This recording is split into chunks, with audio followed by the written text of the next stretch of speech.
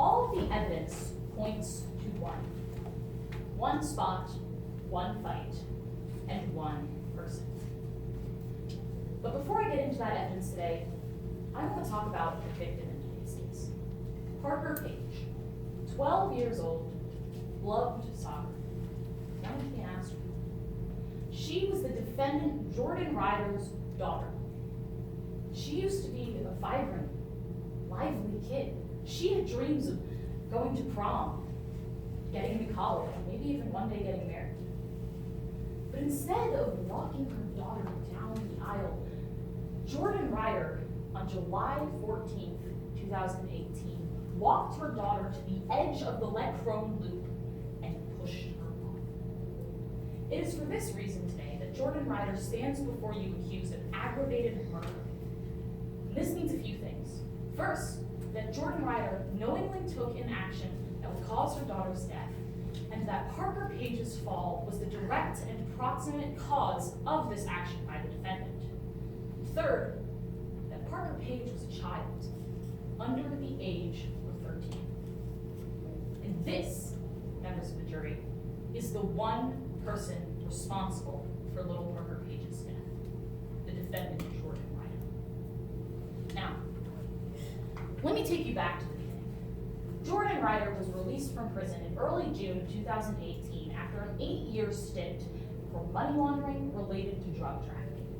But when she returned home, instead of the idyllic family life she wanted, she came back to a drunken stepbrother and a daughter who had been diagnosed with osteogenesis imperfecta, also known as brittle bone disease, while she was in prison.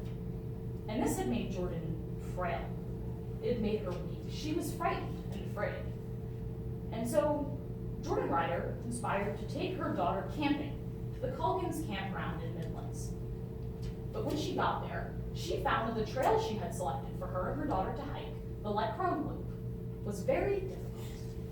And her daughter was struggling. Parker Page was limping up the trail, suffering. She was short of breath. She could barely breathe. The two got in an argument. Jordan Ryder was frustrated with her daughter for not being able to make it up that trail. And Parker Page was upset with this. She wanted to be at home. She said Corbin never made her hike. She was upset her mother had come back into her life. You'll hear about this argument from Mr. Kelly Dukes. Mr. Dukes is a hiker on the trail with the defendant and her daughter that day. And he will tell you how he saw the two head up the trail toward the Leckrone Loop, toward the Culkins Rock overlook, with a steep drop of 40 feet down into the ravine below. This is the one spot. Mr. Dukes will also tell you how he heard the defendant and the victim arguing ferociously on the trail that day.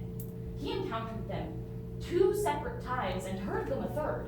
And every single time the pair were arguing, he saw the defendant grab her daughter's hiking stick from her and jab at her. He heard them arguing. He heard how they were going up the trail, and Parker Page was having a hard time. She was panting. She was suffering. She was struggling to get up the hill, and at the final moment, at the edge, she yelled at her mother, "I hate you!" Jordan snapped. The defendant took the hiking stick from her weak, injured daughter's hand and thrust it towards her, knocking her off the Leckrone Loop 40 feet down to her death. You will hear from our second witness today, campground owner Armani Rodriguez, how he saw the pair heading up to that one spot where they had their one fight. But he only saw Jordan Ryder coming back alone. And when Ms. Rodriguez asked Ms. Ryder where her daughter was, the first words out of the defendant's mouth were, "Well, she's alive and well, of course," despite the fact that her daughter was nowhere to be seen. She was never to be seen again. Finally, you will hear from Dr. Reginald Duquesne, the coroner in today's case who performed the autopsy on Parker Page. And he will tell you how he found the body with bruising, consistent with her fall, and with one bruise that wasn't, right here, on the left collarbone. And he will tell you how that bruise matched precisely the end of the hiking staff that Parker Page was carrying, the same hiking staff that Mr. Dews saw the defendant thrust at her daughter, the same hiking staff that was found on Jordan Ryder. The only person that stick came in contact with other than Parker, because she is the one person that could have possibly caused Parker Page's death. Now we, the prosecution today, bear with us the burden of proof, which means we must prove to you beyond a reasonable doubt that Parker Page was in fact pushed from the electron loop by the defendant. And now, we must prove this to you beyond that reasonable doubt, which is the doubt any reasonable person would have on making a decision. Say you go to buy a house, and you notice when you go into the basement that there are cracks up the walls and the foundation.